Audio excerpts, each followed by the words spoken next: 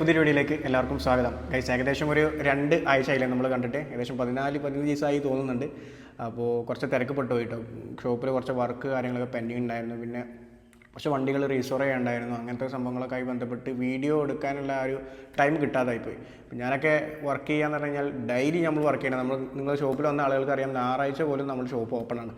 അപ്പോൾ നമ്മൾ ഒരു ദിവസം മാറ്റി വെച്ച് കഴിഞ്ഞാൽ പിറ്റേ ദിവസം ഓവർലോഡ് ആവും. അപ്പോൾ അതുകൊണ്ട് തന്നെ നമ്മുടെ ഷോപ്പിൻ്റെ കാര്യമായാലും ഇപ്പോൾ വ്ളോഗിൻ്റെ കാര്യമായാലും എല്ലാം ഞാൻ ഒറ്റയ്ക്ക് തന്നെയാണ് ചെയ്യുന്നത്. എൻ്റെ കൂടെ എൻ്റെ ബ്രദറും ഞാനും കൂടെയാണ് ചെയ്യുന്നത്, എല്ലാം മാനേജ് ചെയ്യുന്നത്. ഇപ്പോൾ യൂട്യൂബിൻ്റെ ആണെന്നുണ്ടെങ്കിലും എനിക്കൊരു എഡിറ്ററോ അല്ലെങ്കിൽ ഇതിൽ പോസ്റ്റ് ചെയ്യാനായിട്ട് വേറൊരാളോ എഡിറ്റ് ചെയ്തിട്ട് എനിക്ക് വീഡിയോ അയച്ചു തരാനായിട്ട് ഒരാളൊന്നുമില്ല. ഞാൻ തന്നെയാണ് ഈ ഒരു ചാനലിൻ്റെ പ്രൊഡ്യൂസറും ഡയറക്ടറും എഡിറ്ററും പ്രൊഡ്യൂസറും നിർമ്മാതാവും കർട്ടൻ വലി ഉൾപ്പെടെ ഞാൻ തന്നെയാണ് ചെയ്യുന്നത്. അപ്പോൾ അതുകൊണ്ട് തന്നെ ടൈം നമ്മളെ വളരെയധികം ഇമ്പോർട്ടൻ്റ് ആണ് ഈ ഒരു യൂട്യൂബിലേക്ക് വരുന്ന സമയത്ത്. അപ്പോൾ കുറച്ച് ടൈം ഡിലേ വന്നിട്ടുണ്ട്. എന്തായാലും നമ്മൾ കണ്ടിന്യൂസ് ആയിട്ട് ഡിലേ വരാതെ നോക്കാനായിട്ട് ഞാൻ ശ്രമിക്കാം. കുറച്ച് വണ്ടികൾ റീസ്റ്റോർ ആയിട്ടുണ്ടായിരുന്നു, അപ്പോൾ അതൊക്കെ ആയിട്ടാണ് വീഡിയോ കുറച്ച് ലാഗ് ആയിട്ടോ. നമ്മുടെ ഈ ഒരു സീരീസ് നമ്മളിപ്പോൾ ഈ ചെയ്യുന്ന നിങ്ങളെ സംശയങ്ങൾക്കുള്ള മറുപടിയായി ചെയ്യുന്ന വീഡിയോക്ക് നല്ല രീതിയിൽ എല്ലാവരും റെസ്പോൺസ് ചെയ്യുന്നുണ്ട്. കമൻറ്റുകളായാലും നമുക്ക് വായിച്ചാൽ മനസ്സിലാവും. അപ്പോൾ നിങ്ങളുടെ സംശയങ്ങൾ തീർച്ചയായിട്ടും നിങ്ങൾക്ക് കമൻറ്റ് ചെയ്യാവുന്നതാണ്. എനിക്കറിയാവുന്നതാണെങ്കിൽ എനിക്കറിയാവുന്ന കാര്യങ്ങളിൽ ഞാൻ പറഞ്ഞുതരും. അപ്പോൾ ഇന്നത്തെ ടോപ്പിക് എന്ന് പറയുന്നത് നിങ്ങൾ കമ്പനീനെ കണ്ട പോലെ തന്നെ റീസ്റ്റോറേഷൻ. ഇപ്പോൾ ഒരുപാട് റീസ്റ്റോറേഷൻ വീഡിയോ നമ്മൾ ചെയ്തിട്ടുണ്ടല്ലേ നമ്മുടെ ചാനലിൽ. ഇപ്പോൾ സ്പ്ലെൻഡർ ആയിട്ടും അതേപോലെ തന്നെ ബുള്ളറ്റ് ആയിട്ടും അതേപോലെ RX ആയിട്ടും മാക്സ് 100 ആയിട്ടൊക്കെ ഒരുപാട് വീഡിയോകൾ നമ്മൾ റീസ്റ്റോറേഷൻ്റെ വീഡിയോ ചെയ്യാറുണ്ട്. അപ്പോൾ അതിലൊക്കെ കോമൺ ആയിട്ട് ഒരുപാട് ആളുകൾ ചോദിക്കുന്നതാണ്, എപ്പോഴാണ് നമ്മൾ റീസ്റ്റോറേഷൻ ചെയ്യേണ്ടത്, അല്ലെങ്കിൽ റീസ്റ്റോറേഷനെ കുറിച്ചിട്ടൊരു വീഡിയോ ചെയ്യുമോ, എങ്ങനെയാണ് നമുക്ക് റീസ്റ്റോർ ചെയ്യുക, കുറഞ്ഞ ബഡ്ജറ്റിൽ എങ്ങനെ ചെയ്യാം, നല്ല ബഡ്ജറ്റ് കൂട്ടിയിട്ട് എങ്ങനെ ചെയ്യാം, ഹാഫ് റീസ്റ്റോറേഷൻ എങ്ങനെ ചെയ്യാം, ഫുൾ റീസ്റ്റോറേഷൻ എന്താണ്, അങ്ങനെ ഒരുപാട് കാര്യങ്ങൾ റീസ്റ്റോറേഷനുമായി ബന്ധപ്പെട്ട് ഒരുപാട് ആളുകൾക്ക് സംശയമാണ്. അത് ഈ ആദ്യമായിട്ട് 2 സ്ട്രോക്ക് ബൈക്ക് ഉപയോഗിക്കുന്ന ആളുകൾക്കാണ് ഏറ്റവും കൂടുതൽ ഇത് കൺഫ്യൂഷൻ വരിക, അതെങ്ങനെ റീസ്റ്റോർ ചെയ്യുക എന്നുള്ള കാര്യം. അപ്പോൾ ഞാനൊക്കെ ഏകദേശം ഒരു 12 വർഷമായിട്ട് ഞാൻ 2 സ്ട്രോക്ക് ഉപയോഗിക്കുന്നുണ്ട്. അപ്പോൾ ആ ഒരു സമയത്തൊന്നും ഇതിൻ്റെ നെട്ട് ബോൾട്ട് ഉൾപ്പെടെ അയച്ചെടുക്കാൻ എനിക്ക് പ്രയാസം വന്നിട്ടുള്ള, അല്ലെങ്കിൽ ഞാനിത് ഫസ്റ്റ് ടൈം റീസ്റ്റോർ ചെയ്യുന്ന സമയം യൂട്യൂബിലേക്ക് വരുന്നൊക്കെ ഒരുപാട് ടൈം മുന്നേ ഞാൻ ഈ വണ്ടി കൊണ്ട് അക്രമം കാണിച്ചിട്ടുണ്ട്. ആ സമയത്തൊക്കെ എഞ്ചിൻ പണി ആയിട്ടുണ്ട്, അങ്ങനെ ഒരുപാട് ഹിസ്റ്ററികളൊക്കെ ഉണ്ട്. അപ്പോൾ അതിനെക്കുറിച്ചൊരു വീഡിയോ തന്നെ ഞാൻ ചെയ്യുന്നുണ്ട് കേട്ടോ.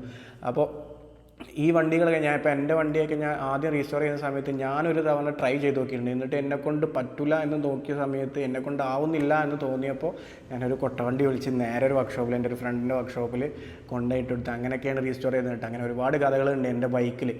അപ്പോൾ ഒരു വണ്ടി എങ്ങനെ റീസ്റ്റോർ ചെയ്യണം, എപ്പോഴാണ് നമ്മളൊരു വണ്ടി റീസ്റ്റോർ ചെയ്യേണ്ടത്, അതേപോലെ തന്നെ എങ്ങനെ നമുക്ക് റീസ്റ്റോർ ചെയ്യാം, അത് കുറഞ്ഞ ബഡ്ജറ്റിലാണെന്നുണ്ടെങ്കിലും കൂടുതലുള്ള ബഡ്ജറ്റിലാണെന്നുണ്ടെങ്കിലും നമുക്ക് എങ്ങനെ റീസ്റ്റോർ ചെയ്യാം, റീസ്റ്റോർ ചെയ്യുന്ന സമയത്ത് നിങ്ങൾ എന്തൊക്കെ കാര്യങ്ങൾ ശ്രദ്ധിക്കണം, ഇതിനെക്കുറിച്ചുള്ളൊരു ഡീറ്റെയിൽ ആയിട്ടുള്ള വീഡിയോ ആണ് ഇന്നത്തെ ഈ ഒരു വീഡിയോ നമ്മൾ പറയാനായിട്ട് പോകുന്നത്. എനിക്കറിയാവുന്ന കാര്യങ്ങൾ ഞാൻ നിങ്ങൾക്ക് ലളിതമായ രീതിയിൽ പറഞ്ഞുതരാം. ഓക്കെ, അപ്പോൾ ഞാൻ എൻ്റെ ബൈക്കിനെ കുറിച്ച് പറയാം. ഞാൻ എൻ്റെ ബൈക്ക് ഇപ്പോൾ ഏകദേശം റീസ്റ്റോർ ചെയ്തിട്ടുള്ളത് 3 പ്രാവശ്യമല്ല 4 പ്രാവശ്യം ഞാൻ റീസ്റ്റോർ ചെയ്തിട്ടുണ്ട്. എൻ്റെ കയ്യിൽ വണ്ടി കിട്ടിയ സമയത്ത് അതൊരു ബ്ലൂ കളർ, ഒരു സ്കൈ ബ്ലൂ കളറിലാണ് വണ്ടി ഉണ്ടായിരുന്നത്. അതിനുശേഷം ഞാനൊരു 2 വർഷം കഴിഞ്ഞ സമയത്ത് 2 വർഷം അതേപോലെ ഉപയോഗിച്ചതിന് ശേഷം ഞാനത് പിസ്റ്റൺ പണിയായിട്ട് പണിയെടുക്കുന്ന സമയത്ത് ഞാൻ ഒരു ഹാഫ് റീസ്റ്റോറേഷൻ ചെയ്ത്, അതായത് പെയിൻറ്റിങ് മാത്രം ചെയ്ത്, ടാങ്കും സൈഡ് ഡോറും പെയിൻറ്റിങ് ചെയ്തിട്ട് ആ ഒരു രീതിയിൽ ചെയ്ത് ഒരു ഹാഫ് റീസ്റ്റോറേഷനും പിന്നെ അതിൽ നിക്ലിംഗ് പാർട്സുകളൊക്കെ കുറച്ച് മാറ്റിയിട്ട് ചെയ്ത്. അതിനുശേഷം ഞാനൊരു ബ്ലാക്കിൽ നിന്ന് മാറ്റിയിട്ട് പിന്നെ വേറെ വൈറ്റിലേക്ക് ഞാൻ വണ്ടി മാറ്റിയിട്ടുണ്ടായിരുന്നു. അപ്പോൾ വൈറ്റ് ചെയ്തതിന് ശേഷമാണ് നിങ്ങളൊക്കെ യൂട്യൂബിൽ കണ്ട ആ ഗ്രീൻ കളറിലേക്ക് ഞാൻ ഫുൾ റീസ്റ്റോറേഷൻ ചെയ്യുന്നത്. ഫുൾ റീസ്റ്റോറേഷൻ കഴിഞ്ഞ് പിന്നെ 4ാമത്തെ റീസ്റ്റോറേഷൻ നമ്മുടെ ഇനാഗുറേഷൻ്റെ ടൈമിൽ, നമ്മുടെ ഷോപ്പിൻ്റെ ഇനാഗുറേഷൻ്റെ ടൈമിലാണ് ഗോൾഡ് ബീച്ചിലേക്ക് മാറ്റുന്നത്, ഗോൾഡ് കളറിലേക്ക്. അപ്പോൾ ഈ റീസ്റ്റോറേഷനും അതേപോലെ തന്നെ നമ്മുടെ വൈറ്റ് റീസ്റ്റോറേഷനും അതേപോലെ ഗ്രീൻ റീസ്റ്റോറേഷനും ഗോൾഡ് റീസ്റ്റോറേഷനും ഞാൻ തന്നെയാണ് ഒറ്റയ്ക്ക് ചെയ്തിട്ടുള്ളത്. അപ്പോൾ ഈ റീസ്റ്റോറേഷൻ, ഈ ഗ്രീൻ റീസ്റ്റോർ ചെയ്ത സമയത്തും ഫുൾ സ്പെയർ മാറിയിട്ടുണ്ട്, അതേപോലെ തന്നെ ഈ ഗോൾഡ് ചെയ്തപ്പോഴും ഫുൾ സ്പെയർ മാറിയിട്ടാണ് നമ്മളിത് റീസ്റ്റോർ ചെയ്തിട്ടുള്ളത്.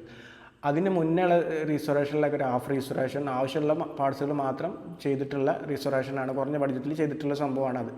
അപ്പോൾ ഫസ്റ്റ് ഓഫ് ഓൾ നിങ്ങൾ എപ്പോഴാണ് ഒരു വണ്ടി റീസ്റ്റോർ ചെയ്യേണ്ടത് എന്നുള്ള കാര്യത്തിലേക്ക് വരാം. അപ്പോൾ നിങ്ങളിപ്പോൾ 2 സ്ട്രോക്ക് ബൈക്ക് ഉപയോഗിക്കുക, RX ആയിക്കോട്ടെ 135 ആയിക്കോട്ടെ സെറ്റ്, ഏത് മോഡലായിക്കോട്ടെ നിങ്ങൾ ഉപയോഗിക്കുന്ന ഒരാളാണെന്നുണ്ടെങ്കിൽ നിങ്ങൾ ഫസ്റ്റ് ശ്രദ്ധിക്കേണ്ട കാര്യം എന്താണെന്ന് വെച്ചാൽ, നിങ്ങളിപ്പോൾ ഒരുപാട് ആളുകൾക്ക് ഇപ്പോൾ വണ്ടി എടുത്ത ഉടൻ തന്നെ അത് ഫുൾ റീസ്റ്റോർ ചെയ്യാനുള്ള മോഹമായിരിക്കും. അതായത് ഒരു വ്യക്തിയുടെ അല്ലെങ്കിൽ നിങ്ങളുടെ ഫ്രണ്ട്സിൻ്റെ ഇടയിലൊക്കെ കണ്ടിട്ടായിരിക്കുമല്ലോ നിങ്ങൾ വണ്ടി എടുക്കുന്നുണ്ടായിരിക്കും. അപ്പോൾ അവരെങ്ങനെയാണോ വണ്ടി കൊണ്ടെടുക്കുന്നത് ആ രീതിയിലൊക്കെ കൊണ്ടെടുക്കാനും അതേപോലെ തന്നെ ആ ഒരു വൃത്തിയിൽ കൊണ്ടെടുക്കാനും നമ്മളെല്ലാവരും ആഗ്രഹിക്കുന്നതാണ്. നല്ലൊരു വൃത്തിയിൽ വണ്ടി 2 സ്റ്റോക്കിൻ്റെ കേസിൽ നല്ല വൃത്തി കാണുന്ന സമയത്ത് നല്ല ഭംഗിയായിരിക്കും ആ വണ്ടി കാണാൻ. അപ്പോൾ അതുകൊണ്ട് തന്നെ നമ്മൾ ആ രീതിയിൽ കൊണ്ടെടുക്കാനൊക്കെ നമ്മൾ ഒരുപാട് ആളുകൾ ആഗ്രഹിക്കുന്ന ആ ഒരു സമയത്ത് നിങ്ങൾ ഫസ്റ്റ് ശ്രദ്ധിക്കേണ്ട ഒരു കാര്യം എന്താണെന്ന് വെച്ച് കഴിഞ്ഞാൽ ഈ വണ്ടി റീസ്റ്റോർ ചെയ്യാൻ ആയിട്ടുണ്ടോ എന്നുള്ള കാര്യമാണ് നിങ്ങൾ ഫസ്റ്റ് ചെക്ക് ചെയ്യേണ്ടത്. റീസ്റ്റോറേഷൻ ആയിട്ടുണ്ടോ എന്ന് ചെക്ക് ചെയ്യാന്ന് വെച്ച് കഴിഞ്ഞാൽ വണ്ടി ഒന്ന് ജസ്റ്റ് ഒന്ന് നിങ്ങൾ ഇപ്പോൾ RX ഒക്കെ ആണെങ്കിൽ ഇതിൻ്റെ സീറ്റിൻ്റെ ഭാഗങ്ങളൊക്കെ പോർഷൻ എടുക്കാനായിട്ട് നമുക്ക് വളരെയധികം സിമ്പിളാണ്. ഒരു 13ൻ്റെ ബോൾട്ട് അടിയിൽ വരുന്നുണ്ട്. അത് രണ്ടും അയച്ചെടുത്ത് കഴിഞ്ഞാൽ നിങ്ങൾക്ക് സീറ്റ് പൊക്കാൻ പറ്റും. സീറ്റ് പൊക്കിയിട്ട് ചേസിൻ്റെ കണ്ടീഷൻ എന്താണെന്നുള്ളത് ചെക്ക് ചെയ്യാം. ചേസ് എന്താണ് പാട്, ചേസ് എന്തെങ്കിലും ബെൻഡുണ്ടോ അല്ലെങ്കിൽ ചേസ് മുറിഞ്ഞ് 2 കഷ്ണമായി നിൽക്കുന്നുണ്ടോ, തുരുമ്പ് കയറിയിട്ടുണ്ടോ, നല്ല രീതിയിൽ തുരുമ്പ് കയറിയിട്ടുണ്ടെങ്കിൽ അത് ആദ്യം ചെക്ക് ചെയ്യാം. പിന്നെ രണ്ടാമത്തെ കണ്ടീഷൻ എന്ന് പറയുന്നത് എഞ്ചിൻ്റെ കണ്ടീഷൻ. എഞ്ചിന് എന്താണ് പ്രശ്നങ്ങളുണ്ടോ, എന്തെങ്കിലും പ്രശ്നങ്ങളുണ്ടോ എന്ന് ചെക്ക് ചെയ്യുക. പിസ്റ്റന്, ക്രാങ്ക് അതേപോലുള്ള സംഭവങ്ങൾക്കൊക്കെ എന്തെങ്കിലും പ്രശ്നങ്ങളുണ്ടോ എന്നുള്ളത് ചെക്ക് ചെയ്യുക. ഈ 2 പോർഷൻസും നല്ല രീതിയിൽ ഡാമേജ് ഉണ്ടെങ്കിൽ നിങ്ങളൊരു ഫുൾ റീസ്റ്റോറേഷനിലേക്ക് പൈസ ഇൻവെസ്റ്റ് ചെയ്തിട്ട് കാര്യമുള്ളൂ. അതല്ലാതെ ചെയ്യേണ്ടെന്നല്ല. നിങ്ങൾക്ക് ക്യാഷ് ഉണ്ടെങ്കിൽ ഓക്കെ, നിങ്ങൾ ക്യാഷ് ഇല്ലാതെ ചെയ്യുന്ന സമയത്ത് ശ്രദ്ധിക്കേണ്ട കാര്യമാണിത്. നിങ്ങൾ ചേസ് ജസ്റ്റ് തുറന്ന് നോക്കുന്നിട്ട് എല്ലാ പോർഷൻ ടാങ്കൊക്കെ ഒന്ന് അഴിച്ച് നോക്കിയതിന് ശേഷം ചേസ് എന്താ പാട് നോക്കുക. ചേസ് കംപ്ലീറ്റ് ഡാമേജ് ആയിട്ടുണ്ടെങ്കിൽ ഫുൾ നിങ്ങൾ ആ ചേസ് വൃത്തിയാക്കിയിട്ട് റീസ്റ്റോർ ചെയ്യുന്നതാണ് ഏറ്റവും ബെറ്റർ. ഒരുപാട് ആളുകൾ ശ്രദ്ധിക്കാതെ പോകുന്നൊരു കാര്യമാണ്. ജസ്റ്റ് ടാങ്കും സൈഡ് ഡോറും അതേപോലെ നിക്ലിംഗ് പാർട്സൊക്കെ മാറ്റും. ചേസ് അധികം ആൾക്കാരും ശ്രദ്ധിക്കാതെ അങ്ങനെ പോകാറുണ്ട്. അപ്പോൾ അതുകൊണ്ട് ചേസ് ഡാമേജ് ആയിട്ടുണ്ടെങ്കിൽ തീർച്ചയായിട്ടും ആ വണ്ടി കംപ്ലീറ്റ് എഞ്ചിൻ ഇറക്കി ആ ചേസ് ബെൻഡ് ഉണ്ടെങ്കിൽ നിർത്തിയിട്ട് വെൽഡ് എവിടേക്കാണോ വെൽഡിങ് പ്രശ്നമുള്ളത് അതൊക്കെ റെഡി ആക്കിയിട്ട് ഫുള്ള് പൊട്ടിയിട്ട് ക്ലിയർ ആക്കിയതിന് ശേഷം വൃത്തിയാക്കി പെയിൻറ്റ് അടിച്ചിട്ട് കയറ്റി റീസ്റ്റോർ ചെയ്യുന്നതായിരിക്കും ഏറ്റവും ബെറ്റർ ആയിട്ടുള്ള കാര്യം. ഇനിയിപ്പോൾ നിങ്ങളുടെ കയ്യിലുള്ള വണ്ടി ചേസ് ഓക്കെയാണ്, അത്യാവശ്യം നല്ല വൃത്തിക്കുള്ള ചേസാണ് എന്നുണ്ടെങ്കിൽ നിങ്ങൾ ചേസ് മാറ്റി വെക്കുക. അതായത് ചേസ് പെയിൻറ്റിങ് ജസ്റ്റ് ടച്ചപ്പ് ഉള്ളതെന്നുണ്ടെങ്കിൽ ആ ടച്ചപ്പ് വർക്ക് എടുക്കുക. അതേപോലെ ടാങ്ക് സൈഡ് വർക്ക് കാര്യങ്ങളൊക്കെ മാറ്റിയിട്ട് പെയിൻ്റ് അടിക്കുന്നതായിരിക്കും ഒന്നുകൂടെ ഓപ്ഷനായിട്ടുള്ള കാര്യം. അപ്പോൾ അത് നിങ്ങളുടെ ഈ ഒരു കാര്യങ്ങളൊക്കെ പറയുന്ന സമയത്ത് നിങ്ങളുടെ ബഡ്ജറ്റ് എത്രയാണോ അതിനനുസരിച്ചാണ് നിങ്ങൾ റീസ്റ്റോർ ചെയ്യുക. നിങ്ങൾ റീസ്റ്റോർ ചെയ്യുന്ന സമയത്ത് നിങ്ങൾ ആദ്യം മനസ്സിലാക്കേണ്ട കാര്യം നിങ്ങളുടെ കയ്യിൽ ഫണ്ട് ഉണ്ടോ. ഈ വണ്ടി റീസ്റ്റോർ ചെയ്യാൻ അത്യാവശ്യം നല്ല രീതിയിൽ റേറ്റ് ആവും. ഇനിയിപ്പോൾ 30,000 രൂപയ്ക്ക് റീസ്റ്റോർ ചെയ്ത് തരാമെന്ന് പറഞ്ഞാൽ ഒരുപാട് വർക്ക്ഷോപ്പുകളുണ്ടാവും. അവരെ കയ്യിലൊക്കെ നിങ്ങൾ വണ്ടി കൊണ്ടുപോയി കൊടുക്കുന്ന സമയത്തൊക്കെ നിങ്ങൾ അവരോട് പ്രോപ്പറായിട്ട് ചോദിക്കുക ഈ വണ്ടിയുടെ കംപ്ലീറ്റ് സ്പെയർ മാറിയിട്ട് 30,000 ചെയ്തു തരുമെന്നുള്ളത്. കാരണം സ്പെയറിന് അത്രയും റേറ്റ് വരുന്നുണ്ട്, നല്ല രീതിയിൽ റേറ്റ് വരും. ഒരു 60-70 രൂപ ഒക്കെ കണ്ടാലേ ഫുൾ ഒരു യമഹ റീസ്റ്റോർ ചെയ്യാൻ കഴിയുള്ളൂ. നല്ല പാർട്സുകൾ വെച്ചിട്ട് ലോക്കൽ പാർട്സുകൾ വെച്ചിട്ട് നമുക്ക് കുറഞ്ഞ് ചെയ്യാൻ പറ്റും. അതുകൊണ്ട് കാര്യമില്ല. പിന്നെ നമ്മൾ റീസ്റ്റോർ ഒരു വർഷം അല്ലെങ്കിൽ ഒരു 6 മാസം കൂടുമ്പോൾ പിന്നെ നിക്ലിംഗ് പാർട്സുകൾ മാറ്റേണ്ട അവസ്ഥ വരും. ഞാൻ നല്ല പാർട്സുകൾ ഉപയോഗിക്കുന്ന സമയത്ത് ഇരുന്ന റേറ്റാണ് പറഞ്ഞത്. അപ്പോൾ അതുകൊണ്ട് ആ റീസ്റ്റോറേഷൻ നിങ്ങൾ ഫുൾ റീസ്റ്റോറേഷൻ ആണോ ഉദ്ദേശിക്കുന്നുണ്ടെങ്കിൽ നിങ്ങളുടെ കയ്യിൽ റെഡി പൈസ ഉണ്ടോ എന്നുള്ള കാര്യം ശ്രദ്ധിക്കുക. അല്ലെങ്കിൽ കടം വാങ്ങിയിട്ടൊന്ന് റീസ്റ്റോർ ചെയ്തിട്ട് പിന്നെ ആ വണ്ടിയോട് നിങ്ങൾക്ക് എന്ത് ചെയ്യും, മടുപ്പ് തോന്നും. ഇത്രയും കടം വന്നല്ലോ എന്നുള്ള ഒരു മടുപ്പ് തോന്നും. അതുകൊണ്ട് നിങ്ങളുടെ കയ്യിൽ ഈ വണ്ടി റീസ്റ്റോർ ചെയ്യാനുള്ള ഫണ്ട് ഉണ്ടോ എന്നുള്ള കാര്യം നിങ്ങൾ ഫസ്റ്റ് ഓഫ് ഓൾ ചെക്ക് ചെയ്യുക. ഈ വണ്ടി ഇപ്പോൾ ഈ RX 2 സ്റ്റോക്ക് ആയാലും ഈ ഒരു വണ്ടിയുടെ ഒരു പ്രശ്നം എന്താണെന്ന് വെച്ചാൽ നിങ്ങളൊരു വർക്ക്ഷോപ്പിൽ കൊണ്ടുപോയിട്ട് റീസ്റ്റോറിന് ഇട്ടു എന്ന് വിചാരിക്കുക. നിങ്ങളുടെ കയ്യിൽ ഫണ്ടില്ല എന്നുണ്ടെങ്കിൽ ആ വണ്ടി അവിടെ കിടക്കും. ആ വണ്ടി കിടക്കുക എന്ന് പറഞ്ഞാൽ സാധാരണ ഒരു വണ്ടി നമ്മളിപ്പോൾ സ്പ്ലെൻഡറൊക്കെ ആണെന്നുണ്ടെങ്കിൽ ഒരു മാസമൊക്കെ ആവും.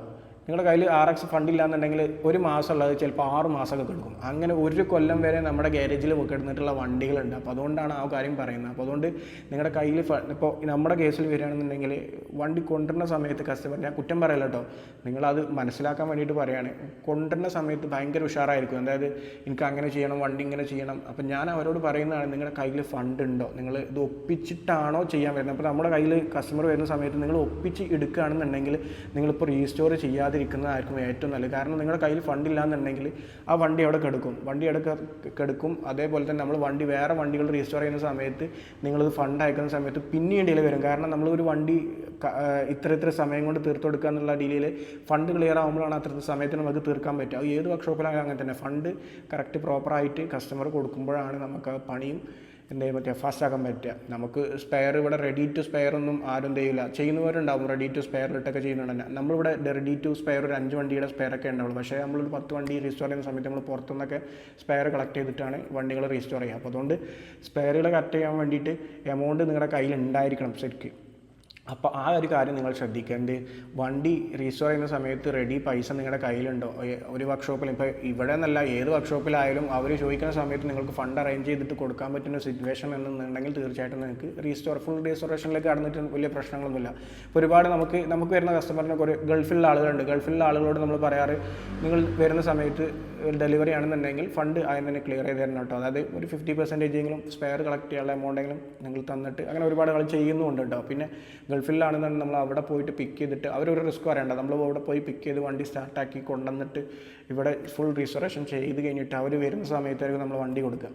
അപ്പോൾ ഈ ഫണ്ടിൻ്റെ കാര്യമാണ് ഈ ഒരു വണ്ടി റീസ്റ്റോർ ചെയ്യുന്ന സമയത്ത് നിങ്ങൾ ശ്രദ്ധിക്കേണ്ടത്. നല്ല രീതിയിൽ എമൗണ്ട് ആവും. ഞാനിത് റീസ്റ്റോർ ചെയ്യുന്ന, ഈ വീഡിയോ കാണുന്ന റീസ്റ്റോർ ചെയ്യുന്ന ആളുകൾക്ക്, അല്ലെങ്കിൽ ഒരു 4 വർഷം കൂടുന്ന സമയത്ത് തുടർച്ചയായിട്ട് ഈ വണ്ടി യൂസ് ചെയ്യുന്ന ആളുകൾക്ക് തീർച്ചയായിട്ടും ഈ ഒരു കാര്യം പറയുമ്പോൾ മനസ്സിലാവും ഇത് റീസ്റ്റോർ ചെയ്യാൻ അത്യാവശ്യം എമൗണ്ട് ആവുന്നുള്ളൂ. ഇപ്പോഴത്തെ കണ്ടീഷനിൽ വണ്ടിയുടെ മാർക്കറ്റ് നിങ്ങൾക്ക് അറിയാലോ, ആ വണ്ടിയുടെ മാർക്കറ്റിനനുസരിച്ച് ഈ സ്പെയറിൻ്റെ റേറ്റും കൂടും. അപ്പോൾ അതുകൊണ്ട് തന്നെ റീസ്റ്റോറേഷനൊക്കെ കിടക്കുന്ന സമയത്ത് ഫണ്ട് ഉണ്ടോ എന്നുള്ള കാര്യം നിങ്ങൾ ചെക്ക് ചെയ്യുക. രണ്ടാമത്തെ, ഈ ചേസിൻ്റെ കാര്യം പറയുമ്പോൾ ചേസ് ബെൻഡ് കാര്യങ്ങളൊക്കെ നിർത്തിയിട്ട് പ്രോപ്പർ റീസ്റ്റോറേഷനിലേക്ക് കടക്കുക എന്നുള്ളതാണ് രണ്ടാമത്തെ കാര്യം.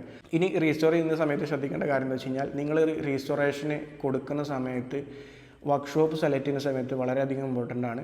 അതായത് ഈ 2 സ്ട്രോക്കിൻ്റെ വർക്ക്ഷോപ്പ് അല്ലെങ്കിൽ 2 സ്ട്രോക്ക് പണിയെടുക്കുന്ന വർക്ക്ഷോപ്പുകൾ കേരളത്തിൽ എനിക്ക് തോന്നുന്നു ഇപ്പോൾ കൂടിയിട്ടുണ്ട്. ആദ്യമൊക്കെ ഭയങ്കര റയർ ആയിരുന്നു. അതായത് പ്രോപ്പർ ഒരു മെക്കാനിക്ക് ഉള്ള ആളുകൾ കുറവായിരുന്നു. ഇപ്പോൾ ഒരുപാട് ആളുകൾ പണി പഠിച്ച് വരുന്നുണ്ട്. അത് നല്ലൊരു കാര്യമാണ്. കാരണം എല്ലാവർക്കും ഈ ഒരു ഇതുമായി ബന്ധപ്പെട്ട് ജോലികൾ കിട്ടുക, അല്ലെങ്കിൽ ഈ ഒരു കൾച്ചർ വളർന്നു വരിക എന്നുള്ളത് വളരെ നല്ലൊരു കാര്യമാണ്. കൾച്ചർ വളർന്നു വരിക എന്നുള്ളത് നല്ലൊരു കാര്യമാണ്. കാരണം അതുകൊണ്ട് തന്നെ ഒരുപാട് ആളുകൾ ജോലികൾ കിട്ടാനും അതേപോലെ തന്നെ സ്ഥാപനങ്ങൾ കൊണ്ടുവരാനും ഈ ഒരു 2 സ്ട്രോക്ക് മേഖലയിൽ നിലനിൽപ്പും അതുകൊണ്ട് സഹായിക്കും. അപ്പോൾ അതുകൊണ്ട് പല ഏരിയകളിലും, ഇപ്പോൾ തൃശ്ശൂർ ഏരിയകളിൽ, അതേപോലെ എറണാകുളം സൈഡൊക്കെ ഉണ്ട് തോന്നുന്നുണ്ട്. അല്ലാത്ത ഇടുക്കി സൈഡിലൊന്നും അങ്ങനെ 2 സ്ട്രോക്ക് പണിയുന്ന ആളുകൾ ഉണ്ടോയെന്ന് അറിയില്ല. നമ്മളവിടെ പോയിട്ട് പെട്ടൊരു സാഹചര്യം ഉണ്ടായിരുന്നു കുറച്ച് മുന്നേ. അപ്പോൾ അങ്ങനെയൊക്കെ ഏരിയയിലുള്ള ആളുകൾക്ക് ഇങ്ങനെ കടന്നു വരുന്നതോട് കൂടിയിട്ട് അവർക്കൊക്കെ അത് മാനേജ് ചെയ്യാനും വണ്ടികൾ നല്ല രീതിയിൽ കീപ്പ് ചെയ്യാനൊക്കെ സഹായിക്കും. അപ്പോൾ അതുകൊണ്ട് അത് നല്ലൊരു കാര്യമാണ്. അപ്പോൾ വർക്ക്ഷോപ്പിൽ കയറ്റുന്ന സമയത്ത് മെയിനായിട്ട് ശ്രദ്ധിക്കേണ്ട കാര്യം, നിങ്ങൾക്ക് ഇപ്പോൾ 2 സ്ട്രോക്ക് എടുക്കുന്ന ഒട്ടുമിക്ക ആളുകൾക്കും ചിലപ്പോൾ ഫ്രണ്ട്സ് ഉണ്ടായിരിക്കും, ചിലപ്പോൾ ഫ്രണ്ട്സ് ഉണ്ടായിരിക്കും. അപ്പോൾ എനിക്കൊക്കെ ആണെങ്കിൽ 2 സ്ട്രോക്കിൽ ബേസ് ആയിട്ടുള്ള ഒരുപാട് ഫ്രണ്ട്സ് ഉണ്ട്. അപ്പോൾ അതുകൊണ്ട് എനിക്ക് ആ ബുദ്ധിമുട്ടില്ല. അപ്പോൾ നിങ്ങളിപ്പോൾ ഒരു 2 സ്ട്രോക്ക് ഇപ്പോൾ ഏതെങ്കിലും ഷോപ്പിൽ പോയിട്ട് അല്ലെങ്കിൽ എടുക്കുന്ന സമയത്ത് നിങ്ങൾ ആദ്യം എടുക്കുന്നതിന് മുന്നേ എന്ത് ചെയ്യുക, 2 സ്ട്രോക്ക് സംബന്ധമായിട്ടുള്ള ഗ്രൂപ്പുകളോ അല്ലെങ്കിൽ അങ്ങനെ ക്ലബ്ബുകളൊക്കെ ഉണ്ടെങ്കിൽ അതിലൊക്കെ ജോയിൻ ചെയ്യുക. എന്നിട്ട് കാര്യങ്ങളൊക്കെ മനസ്സിലാക്കിയിട്ട് ഇതിൻ്റെ വർക്ക്ഷോപ്പുകൾ എവിടെയൊക്കെയാണ്, നിങ്ങളുടെ നിയറസ്റ്റ് ബൈ ലൊക്കേഷനിൽ എവിടെയാണ് വർക്ക്ഷോപ്പ് എന്നുള്ളത് ആദ്യം കണ്ടുപിടിക്കുക. അതായത് ഈ വണ്ടി വാങ്ങുന്നതിന് മുന്നേ ഇതിൻ്റെ വർക്ക്ഷോപ്പ് എവിടെ എന്നുള്ള കാര്യം നിങ്ങൾ ജസ്റ്റ് ഒന്ന് ചെക്ക് ചെയ്തിട്ട് ഉറപ്പ് വരുത്തുന്ന ഇന്ന സ്ഥലത്ത് വർക്ക്ഷോപ്പ് ഉണ്ട്, അത് പ്രോപ്പർ ആണോ എന്നുള്ള കാര്യം ചെക്ക് ചെയ്യുക. അതായത് വർക്ക്ഷോപ്പിൽ ഇതിൻ്റെ വർക്കിംഗ് അതല്ലെങ്കിൽ ഈ ഒരു വണ്ടിയുടെ വർക്ക്ഷോപ്പ് തന്നെയാണോ, അത് പണിയെടുക്കുന്ന വർക്ക്ഷോപ്പ് തന്നെയാണോ എന്നുള്ളത് ജസ്റ്റ് ഒന്ന് ചെക്കൗട്ട് ചെയ്തിട്ട് അല്ലെങ്കിൽ അവിടെ പോയിട്ട് അന്വേഷിച്ചിട്ട് കാര്യങ്ങൾ ഉറപ്പ് വരുന്ന ശേഷം വണ്ടി എടുത്ത് മെയിൻ്റനൻസ് വരുന്ന സമയത്ത് ആ വർക്ക്ഷോപ്പിൽ കയറ്റുക. അപ്പോൾ റീസ്റ്റോർ ചെയ്യുന്ന സമയത്തും നിങ്ങൾ ഈ വണ്ടി കൊണ്ടുപോയി ഏതെങ്കിലും ഒരു വർക്ക്ഷോപ്പിൽ കയറ്റിയിട്ട് റീസ്റ്റോർ ചെയ്യുക എന്നുള്ളതിനുപരി അവർക്ക് ആ വർക്ക് അറിയുമോ എന്നുള്ള കാര്യം കൂടെ ജസ്റ്റ് ഒന്ന് ചെക്ക് ചെയ്യുക. അതായത് 4 സ്ട്രോക്ക് ബൈക്ക് പണിയുന്ന ഒരുപാട് ആളുകളുണ്ട്. അപ്പോൾ അവരെ കയ്യിൽ നിങ്ങൾ ഇത് അറിയാത്ത ആളുകളാണെങ്കിൽ, അറിയുന്ന ആളുകൾ കേസല്ല, 2 സ്ട്രോക്ക് ബൈക്കിൽ പണിയുന്ന ആളുകളാണോ എന്നുള്ള കാര്യം ചെക്ക് ചെയ്ത് ഉറപ്പ് വരുത്തേണ്ട ഉത്തരവാദിത്തം നിങ്ങൾക്ക് തന്നെയാണ്. അല്ലാതെ നിങ്ങൾ അവിടെ കൊണ്ടുപോയി കൊടുത്തതിന് ഒരു വർക്ക്ഷോപ്പ് അല്ലെങ്കിൽ ഇതിനെക്കുറിച്ചൊരു ബേസിക് പോലും അറിയാത്ത ആളുകൾക്ക് കൊണ്ടുപോയി കൊടുത്തിട്ട് വണ്ടി നശിപ്പിച്ചിട്ട് പിന്നെ അവരെക്കുറിച്ച് സംസാരിച്ചിട്ടോ അല്ലെങ്കിൽ അവരെ ഷോപ്പിൽ പോയിട്ട് വീഡിയോ ചെയ്തിട്ട് റീൽ ഉണ്ടാക്കിയിട്ടൊന്നും കാര്യമില്ല. അപ്പോൾ അതുകൊണ്ട് നിങ്ങളുടെ ബൈക്കാണ്, നിങ്ങളുടെ കയ്യിലുള്ള ബൈക്ക് അത് എങ്ങനെ റീസ്റ്റോർ ചെയ്യണം, അത് എങ്ങനെ ബഡ്ജറ്റിൽ റീസ്റ്റോർ ചെയ്യണം, ബഡ്ജറ്റ് കുറഞ്ഞ് റീസ്റ്റോർ ചെയ്യണം, കൂട്ടി റീസ്റ്റോർ ചെയ്യണം, അത് നിങ്ങളുടെ ഉത്തരവാദിത്തമാണ്. അത് കൊണ്ടുപോയി കൊടുക്കുന്ന നിങ്ങൾക്കും അതിനുള്ള ഉത്തരവാദിത്തമുണ്ട്. വണ്ടി അവിടെ കൊണ്ടുപോയി ഏൽപ്പിക്കുമ്പോൾ അത് നോക്കേണ്ട ഉത്തരവാദിത്തം, അവിടെ വർക്ക്ഷോപ്പിൽ ആ വണ്ടി വർക്ക് ചെയ്യുന്നുണ്ടോ എന്നുള്ള കാര്യം ചെക്ക് ചെയ്യേണ്ട ഉത്തരവാദിത്വം നിങ്ങൾക്കുണ്ട്. അവർ നിങ്ങളോട് പറയുകയാണ് അല്ലെങ്കിൽ ഏതെങ്കിലും വർക്ക്ഷോപ്പിൽ നിന്ന് പറയുകയാണ് ഇവിടെ ചെയ്യുമെന്ന് പറഞ്ഞ് ഇവിടെ വർക്ക് ചെയ്യുമെന്നുള്ളത് ചെക്ക് ചെയ്യേണ്ട ഉത്തരവാദിത്വം നിങ്ങൾക്കുണ്ട്. അപ്പോൾ അതുകൊണ്ട് ആ കാര്യം നിങ്ങൾ എന്ത് ചെയ്യാം, വർക്ക്ഷോപ്പിൽ കയറ്റുന്ന സമയത്ത് ഈ വർക്ക്ഷോപ്പിൽ ഈ വണ്ടി വർക്ക് ചെയ്യുന്നുണ്ടോ, അല്ലെങ്കിൽ ഈ വണ്ടി എൻജിൻ പണി എടുക്കുന്നുണ്ടോ, അല്ലെങ്കിൽ ഈ വണ്ടി റീസ്റ്റോർ ചെയ്യാറുണ്ടോ എന്നുള്ള കാര്യം ചെക്ക് ചെയ്യാൻ. ഇപ്പോൾ അവർ പറയുന്നുണ്ടെന്നുണ്ടെങ്കിൽ തന്നെ ഏതെങ്കിലും നിയറസ്റ്റ് ബൈ ലൊക്കേഷനിലെ ആളുകളൊക്കെ ഉണ്ടെങ്കിൽ, ആ ഏരിയയിലൊക്കെ ഫ്രണ്ട്സ് ഉണ്ടെങ്കിൽ അവരോട് ചോദിക്കും ഇവിടെ നിന്ന് വണ്ടികൾ റീസ്റ്റോർ ചെയ്യാറുണ്ടോ, ഇവിടെ കൊടുത്തു കഴിഞ്ഞാൽ വണ്ടിയുടെ രൂപത്തിൽ കിട്ടുമോ, നിങ്ങൾക്ക് പെർഫോമൻസ് ആയാലും അത് ആ രീതിയിൽ തന്നെ നമ്മൾ കൊടുത്ത രീതിയിൽ തന്നെ വണ്ടി കിട്ടും, ഉഷാറായി കിട്ടും എന്നുള്ള കാര്യം അവരോട് ചോദിച്ച് മനസ്സിലാക്കിയിട്ട് ശേഷം മാത്രം അവിടെ കൊണ്ടുപോയിട്ട് വണ്ടി കയറ്റുക എന്നുള്ളതാണ് ശ്രദ്ധിക്കേണ്ട ഒരു കാര്യം. ഇനി എന്താണ് ഹാഫ് റീസ്റ്റോറേഷൻ, എന്താണ് ഫുൾ റീസ്റ്റോറേഷൻ എന്നുള്ള കാര്യം പറഞ്ഞുതരാം. അതായത് ഇന്നിപ്പോൾ ഞാൻ നേരത്തെ പറഞ്ഞല്ലോ, ചെയ്സ് റീസ്റ്റോറേഷൻ ആയിട്ടുള്ളൊരു കണ്ടീഷൻ, അതായത് നിങ്ങളുടെ ചെയ്സിൻ്റെ കണ്ടീഷൻ എന്താണെന്നുള്ള കാര്യം ആദ്യം ചെക്ക് ചെയ്യുക. ആ ചെക്ക് ചെയ്തിട്ട് അത് നല്ല രീതിയിൽ തുരുമ്പ് കാര്യങ്ങളൊക്കെ വന്നിട്ടുണ്ട്, അല്ലെങ്കിൽ എഞ്ചിൻ്റെ കണ്ടീഷനും ഓക്കെ അല്ല, ക്രാങ്ക് പിസ്റ്റൺ ഇതൊക്കെ പണി ഉണ്ടെന്നുണ്ടെങ്കിൽ ഒരു ഫുൾ റീസ്റ്റോറേഷൻ നിങ്ങൾക്ക് സെലക്ട് ചെയ്യുക, ഉണ്ടോ എന്ന് നോക്കിയിട്ട് കിടക്കുക. അപ്പോൾ ഈ പെയിൻറ്റ് ചെയ്യുന്ന സമയത്ത് ശ്രദ്ധിക്കേണ്ട ഒരു കാര്യം എന്താണെന്ന് വെച്ച് കഴിഞ്ഞാൽ, നിങ്ങളിപ്പോൾ പെയിൻറ്റ് കൊടുക്കുന്ന സമയത്ത് ഒരുപാട് ആളുകൾ മിസ്റ്റേക്ക് വരുത്തുന്ന ഒരു കാര്യമാണ് കേട്ടത്. അതായത് ഫുൾ റീസ്റ്റോറേഷന് വേണ്ടിയിട്ട് പെയിൻറ്റ് അടിക്കാൻ കൊടുക്കും. പെയിൻറ്റ് അടിക്കാൻ കൊടുത്തിട്ട് ഫുൾ പെയിൻറ്റിങ് കഴിഞ്ഞ ശേഷം പിന്നെ വർക്ക്ഷോപ്പിൽ കൊണ്ടുപോയിട്ട് എഞ്ചിൻ വർക്ക് എടുക്കാൻ നോക്കുക. അപ്പോൾ പിന്നെ കുറേ പെയിൻറ്റും കാര്യങ്ങളൊക്കെ അതിന് പോയി കിട്ടും ചെയ്യും, പിന്നെയും പെയിൻറ്റ് ചെയ്യാൻ നിൽക്കേണ്ടി വരും. അങ്ങനെ ഒരുപാട് ആളുകൾ ചെയ്യുന്ന ഒരു കാര്യമാണത്. അപ്പോൾ അത് ശ്രദ്ധിക്കുക. നിങ്ങൾ ആദ്യം പെയിൻറ്റ് അടിക്കാനുണ്ടെന്നുണ്ടെങ്കിൽ എന്ത് ചെയ്യുക, ഈ എഞ്ചിൻ കൊണ്ടുപോയിട്ട് അവരോട് പറയാം, എഞ്ചിൻ്റെ പാനൽസ് ഉണ്ട്. അപ്പോൾ എഞ്ചിൻ വർക്ക് എടുക്കുന്ന ആളല്ലായിരിക്കില്ല ചിലപ്പോൾ പെയിൻറ്റ് അടിക്കുന്നത്, അങ്ങനെ വർക്ക്ഷോപ്പ് ഉണ്ടാവാം. നമ്മളിപ്പോൾ എഞ്ചിൻ വർക്ക് എടുക്കുന്നതും ഇതൊക്കെ റീസ്റ്റോർ ചെയ്യുന്നതൊക്കെ നമ്മൾ ഇവിടെ തന്നെയാണ്. അതല്ലാത്ത വർക്ക്ഷോപ്പുകളിലാണ് നിങ്ങൾ കൊടുക്കുന്നതെന്നുണ്ടെങ്കിൽ നിങ്ങൾ എന്ത് ചെയ്യാം, ഈ എഞ്ചിൻ വർക്ക് എടുക്കുന്ന ആളുകളോട് പറയാം, ഇതിൻ്റെ ക്ലച്ച് സൈഡത്തെ കവറ്, മാഗ്നറ്റ് സൈഡത്തെ കവറ്, അതേപോലെ തന്നെ ഹെഡ് പോർഷൻ, സിലിണ്ടർ പോർഷൻ, ഇത് പെയിൻ്റ് അടിക്കാനായിട്ട് കൊടുക്കുക. ഇനിയിപ്പോൾ പിസ്റ്റൺ പണിയുള്ള വണ്ടിയാണെന്നുണ്ടെങ്കിൽ ആ പിസ്റ്റൺ വർക്ക് എടുത്ത് അതിൻ്റെ എന്താണ് ബോറിങ് കഴിഞ്ഞതിന് ശേഷം അത് ജസ്റ്റ് ഒന്ന് പാക്ക് ചെയ്ത് നല്ല വൃത്തിയാക്കി പാക്ക് ചെയ്തതിന് ശേഷം പെയിൻ്റ് അടിക്കാൻ കൊടുക്കുക. സിലിണ്ടറിലൊന്നും പെയിൻ്റ് ആക്കാൻ നിൽക്കരുത്. അപ്പോൾ അതുകൊണ്ട് ആ രീതിയിൽ പെയിൻ്റ് അടിക്കാൻ കൊടുത്തിട്ട് നിങ്ങൾ എന്ത് ചെയ്യുക, എഞ്ചിൻ സെറ്റ് ചെയ്യാനായിട്ട് പോകുക. അതാവുമ്പോൾ നിങ്ങൾക്ക് എഞ്ചിൻ പണി കഴിഞ്ഞ് പിസ്റ്റൺ കൊടുക്കുമ്പോഴത്തേന് എന്ത് ചെയ്യും, ബാക്കിയുള്ള എഞ്ചിൻ പണി കഴിയും ചെയ്യും, നിങ്ങളുടെ ആ ഒരു പെയിൻറ്റിങ് കഴിയും ചെയ്യും. അപ്പോൾ ആ രണ്ട് പ്രോസസ്സും ഡിലേ ആവാതെ നിങ്ങൾക്ക് കിട്ടും. നിങ്ങൾക്ക് ഒരുപാട് ടൈം അതിലൂടെ എന്ത് ചെയ്യാൻ പറ്റും, കുറക്കാൻ പറ്റും റീസ്റ്റോറേഷൻ്റെ ടൈം. ഈ വണ്ടി റീസ്റ്റോർ ചെയ്യണമെങ്കിൽ എന്തായാലും നമ്മൾ ഒരു ഗ്യാരേജിൽ കൊണ്ടുപോയിട്ട് കൊടുത്താൽ എന്തായാലും 2 മാസം ആവും. പെട്ടെന്ന് റീസ്റ്റോറേഷൻ സാധ്യപ്പെട്ടായിട്ടുള്ള റീസ്റ്റോറേഷൻ എന്തായാലും RX ചെയ്യാൻ പറ്റില്ല. RX നമുക്ക് ചെയ്യാനൊക്കെ പറ്റും. അതല്ലാത്ത പണിയില്ലാത്ത വർക്ക്ഷോപ്പിലൊക്കെ ആണെന്നുണ്ടെങ്കിൽ നമുക്ക് 1 മാസം കൊണ്ടോ അല്ലെങ്കിൽ ഒരാഴ്ച കൊണ്ടൊക്കെ റീസ്റ്റോർ ചെയ്യാൻ പറ്റും. അതല്ല വരെ വർക്കുള്ള ഒരു വർക്ക്ഷോപ്പിൽ കൊണ്ടുപോയി കൊടുക്കുകയാണെങ്കിൽ എന്തായാലും ടൈം എടുക്കും. ചിലപ്പോൾ 3 മാസം 4 മാസമൊക്കെ പിടിക്കും. അപ്പോൾ ഓരോ ഒഴിവിനൊക്കെ ആയിരിക്കും ഇത് റീസ്റ്റോർ ചെയ്യാം. അപ്പോൾ ഈ സാഹചര്യം വരുന്ന സമയത്ത് നിങ്ങൾ എന്ത് ചെയ്യാം, ഫസ്റ്റ് പെയിൻ്റ് അടിക്കാനുള്ള പീസുകളൊക്കെ ഫുള്ള് സെപ്പറേറ്റ് ആക്കിയിട്ട് പെയിൻറ്റിങ്ങിന് കൊടുക്കുക. ക്ലച്ച് സൈഡ് കവറും മാഗ്നറ്റ് സൈഡ് കവറും, എഞ്ചിൻ്റെ പണി അവിടെ നടക്കുന്നുണ്ടാവും. നിങ്ങൾ ഫുള്ള് പെയിൻറ്റിങ് ചെയ്യുമ്പോഴത്തിന് എഞ്ചിൻ്റെ പണി കഴിഞ്ഞിട്ടുണ്ടാവും. നിങ്ങളെ കൊണ്ടുപോയി കൊടുത്താൽ അവർക്ക് സെറ്റിങ്ങിനും സുഖമാണ്, നേരെ സെറ്റ് ചെയ്യുക, വണ്ടി ഇറക്കുക. അപ്പോൾ ഈ ഫുൾ റീസ്റ്റോറേഷൻ ചെയ്യുന്ന സമയത്ത് ഈ കാര്യം ശ്രദ്ധിക്കുക. അതേപോലെ തന്നെ സ്പെയർ കളക്ട് ചെയ്യുന്ന സമയത്തും എന്തൊക്കെ പാർട്സുകൾ മാറാനായിട്ടുണ്ട്. ഫുൾ റീസ്റ്റോറേഷൻ എന്ന് പറയുമ്പോൾ ഫുൾ സ്പെയറുകൾ നമ്മൾ മാറി വിടുന്നതിനാണ് ഫുൾ റീസ്റ്റോറേഷൻ പറയുക. ഫുൾ റീസ്റ്റോറേഷൻ എന്ന് പറയുക ഈച്ച് ആൻഡ് എവറി പാർട്സ് മാറി വിട്ട് റീസ്റ്റോർ ചെയ്യുന്നതിനാണ് നമ്മൾ ഫുൾ റീസ്റ്റോറേഷൻ എന്ന് പറയുക. ഈ സ്പെയർ കളക്ട് ചെയ്യുന്ന സമയത്തും നല്ല ക്വാളിറ്റി ഉള്ള സ്പെയറുകൾ വാങ്ങാനായിട്ട് ശ്രമിക്കുക.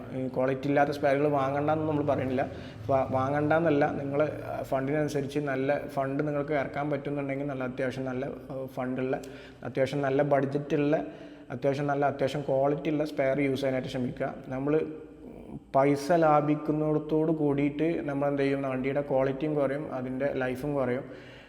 ലോക്കൽ സ്പെയർ തുച്ഛമായ റേറ്റിന് RX കിട്ടാറുണ്ട്. പക്ഷേ നമ്മളങ്ങനെ ചെയ്തിട്ട് വിടാറില്ല. സ്പെയറിന് അത്യാവശ്യം വില വന്നാൽ കൂടിയിട്ട് എന്ത് ചെയ്യും, നമ്മൾ നല്ല സ്പെയർ ഇട്ടെടുത്തിട്ടാണ് വണ്ടി കൊടുക്കാറുള്ളത്. കാരണം വണ്ടി കസ്റ്റമർ കൊണ്ടുപോയതിന് ശേഷം പിന്നെ ഒരു 3 മാസം കഴിഞ്ഞിട്ട് അല്ലെങ്കിൽ 2 മാസം കഴിഞ്ഞിട്ട് പിന്നെയും ഭയങ്കര തുരുമ്പേറിയിട്ട് ഇങ്ങോട്ട് തന്നെ കൊണ്ടുവരും. അപ്പോൾ അതുകൊണ്ട് നമ്മൾ ആ പരിപാടി ചെയ്യാതെ നേരെ എന്ത് ചെയ്യും, സ്പെയർ നല്ല ക്വാളിറ്റിയുള്ള സ്പെയർ ഇടും. ഇപ്പോൾ സ്പെയറിൻ്റെ കാര്യം പറയുന്ന സമയത്ത് തന്നെ ഒരുപാട് സ്പെയറുകൾ നിങ്ങൾ കണ്ടിട്ടുണ്ടാവും.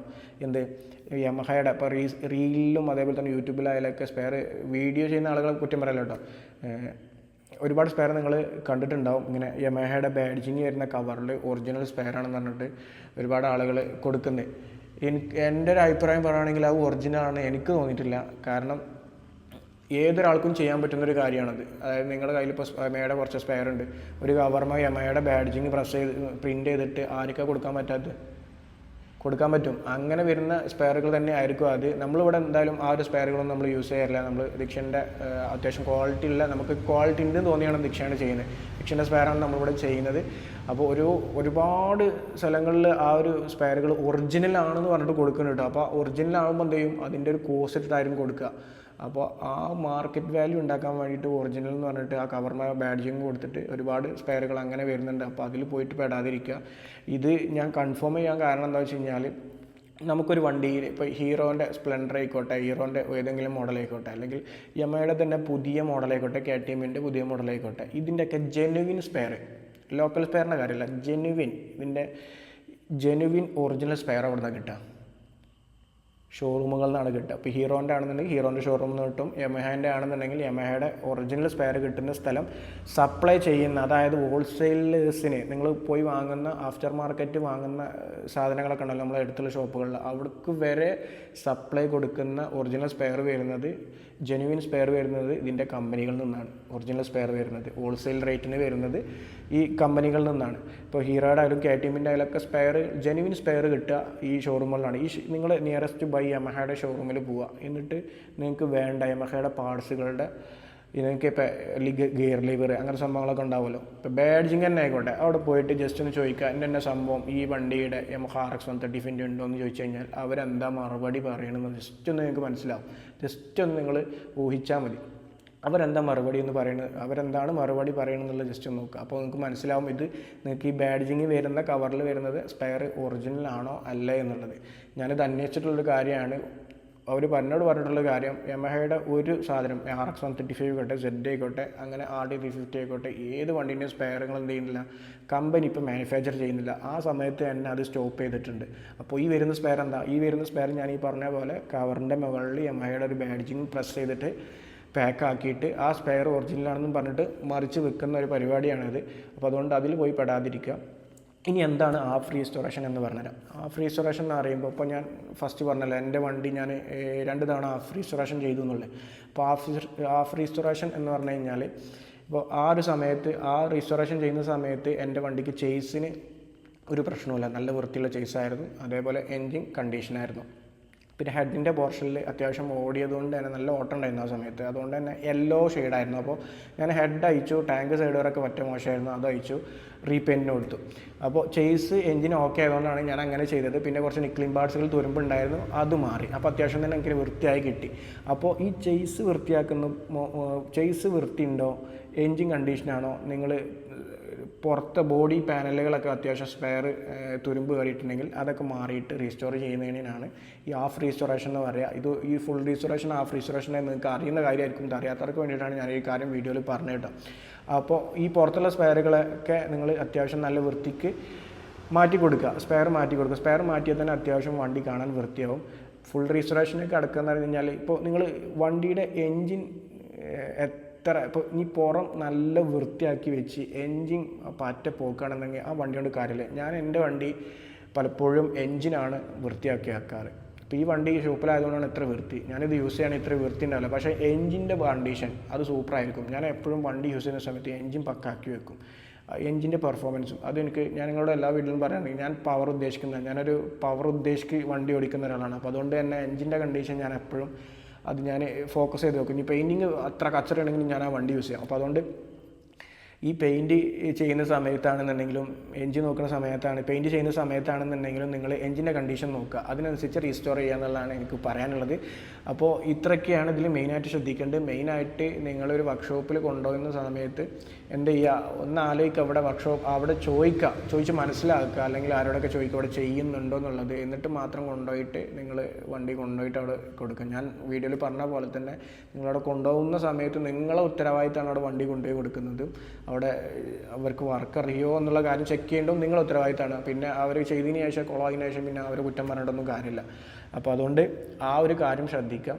പിന്നെ എപ്പോഴും വണ്ടി എടുക്കുന്ന സമയത്ത് ഈ 2 സ്റ്റോക്ക് ആയാലും 4 സ്റ്റോക്ക് ആയാലും ഏത് യമഹ ആണെങ്കിലും KTM ആണെങ്കിലും ഏത് വണ്ടിയാണെങ്കിലും ആ വണ്ടിയുമായിട്ട് ക്രൈസുള്ള ഒരുപാട് ആളുകൾ നമ്മുടെ നാട്ടിലുണ്ടാകും, ഏത് വണ്ടിയാണെന്നുണ്ടെങ്കിലും. അപ്പോൾ അവരെയൊക്കെ ജസ്റ്റ് ഒന്ന് കണക്ട് ചെയ്യുക. ഇപ്പോൾ 2 സ്റ്റോക്കിനാണെങ്കിൽ ഒരുപാട് ക്ലബ്ബുകളുണ്ട്, ആ ക്ലബ്ബുകളൊക്കെ ജസ്റ്റ് ഒന്ന് കണക്ട് ചെയ്യാനായിട്ട് ശ്രമിക്കുക. ഏതെങ്കിലും ഒരു ക്ലബ്ബിലൊക്കെ ഒന്ന് പൈസ കൊടുത്തിട്ടാണെങ്കിലും ഒരു 100 രൂപ 200 രൂപ 500 രൂപയാണെന്നുണ്ടെങ്കിലും നിങ്ങൾ ക്ലബ്ബിൽ ജോയിൻ ചെയ്തിട്ട് കണക്ട് ചെയ്യുക. അത് 500 റുപ്യ നിങ്ങൾക്ക് ചിലപ്പോൾ 2000 രൂപ 3000 രൂപ ലാഭിക്കാനുള്ള ഒരു സംഭവത്തിലേക്ക് നിങ്ങൾക്ക് കിട്ടും. അത് എനിക്കും ഉപകാരം ഉണ്ടായിട്ടുണ്ട്. ഒരുപാട് കണക്ഷൻസ് കിട്ടും. നമ്മൾ എവിടെയെങ്കിലൊക്കെ കുടുങ്ങി കഴിഞ്ഞാൽ സ്പെയറുകൾ കിട്ടാതാവുമ്പോഴൊക്കെ സമയത്ത് നമുക്ക് അതിൽ കോൺടാക്ട് ചെയ്ത് കഴിഞ്ഞാൽ ഒരുപാട് സ്പെയറുകളൊക്കെ കിട്ടും. അപ്പോൾ ഏതെങ്കിലുമൊക്കെ ഇതിലൊക്കെ ജോയിൻ ചെയ്യുക, ഫ്രണ്ട്സിനെ കണ്ടെത്തുക, വർക്ക്ഷോപ്പുകൾ കണ്ടെത്തുക. ഈ ജോയിൻ ചെയ്യുമ്പോൾ തന്നെ നിങ്ങൾക്ക് വർക്ക്ഷോപ്പും ഇതെല്ലാം കണക്റ്റഡ് ആയിട്ട് വരും.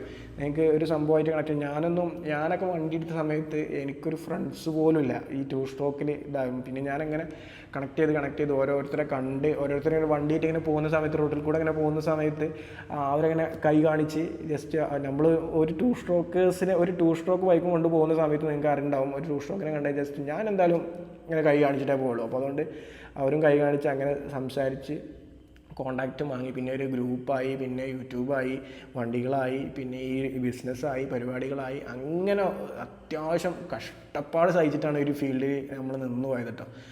ഫസ്റ്റ് ടൈം സമയത്തൊന്നും നമ്മളൊന്നും സപ്പോർട്ട് ചെയ്യാനോ അല്ലെങ്കിൽ നമ്മളെ ഒരു സംഭവങ്ങൾ കാണാനൊന്നും ആരും ഉണ്ടാവില്ല. നമ്മൾ എഫേർട്ട് ഇട്ടാൽ തീർച്ചയായിട്ടും അതിനുള്ള റിസൾട്ട് തീർച്ചയായിട്ടും ഉണ്ടാവും. എൻ്റെ അനുഭവത്തിൽ നിന്ന് പറയുകയാണ്, ഞാൻ ഇപ്പോഴും ഷോപ്പിലായാലും യൂട്യൂബിലായാലും നല്ല രീതിയിൽ എഫേർട്ട് ഇടാറുണ്ട്. ഞാൻ പറഞ്ഞ പോലെ തന്നെ ഈ ചാനലിൻ്റെ ആണെന്നുണ്ടെങ്കിൽ, ഈ വർക്കിൻ്റെ ആണെന്നുണ്ടെങ്കിൽ ഇതിൻ്റെയൊക്കെ ഡയറക്ടറും പ്രൊഡ്യൂസറും നിർമ്മാതാവും എല്ലാതും കട്ടമ്പളി ഉൾപ്പെടെ ഞാൻ തന്നെയാണ് ചെയ്യുന്നത്. അപ്പോൾ അതുകൊണ്ട് തന്നെ ഞാൻ ഒരാളെ ഏൽപ്പിക്കുന്നതിനേക്കാൾ ഞാൻ തന്നെ ചെയ്യുമ്പോൾ എനിക്ക് അതിനുള്ള റെസ്പോൺസിബിലിറ്റി ഉണ്ടാവും. മനസ്സിലായോ? അപ്പോൾ ഇത്രയൊക്കെയാണ്. ഈ വീഡിയോ ലോങ് ആയെന്നും അറിയില്ല. അപ്പോൾ ഇത്രയൊക്കെയാണ് ഇന്നത്തെ വീഡിയോയിൽ പറയാനുള്ളത്. വീഡിയോ ലോങ് ആയെന്നറിയില്ല. അടുത്തൊരു ടോപ്പിക്ക് എന്തൊക്കെ വേണമെന്നുള്ളത് ജസ്റ്റ് ഒന്ന് കമൻറ്റ് ചെയ്യുക. നിങ്ങളുടെ സംശയങ്ങൾ കമൻറ്റ് ചെയ്യുക. അപ്പോൾ ഈ വിഷയത്തിൽ എനിക്കറിയാവുന്ന കാര്യങ്ങൾ ഞാൻ നിങ്ങളോട് പറഞ്ഞു. അപ്പോൾ എന്തായാലും ഈ ഒരു വീഡിയോ നമ്മൾ വൈൻഡപ്പ് ചെയ്യാനായിട്ട് പോവാണ്. ഈ ഒരു വീഡിയോ നിങ്ങൾക്ക് എല്ലാവർക്കും ഇഷ്ടപ്പെട്ടാൽ തീർച്ചയായും നമ്മുടെ പേജും സബ്സ്ക്രൈബ് ചെയ്യുന്ന കാര്യം പരിഗണിക്കുക. അപ്പോൾ അടുത്ത വീഡിയോ കാണാം. ബൈ.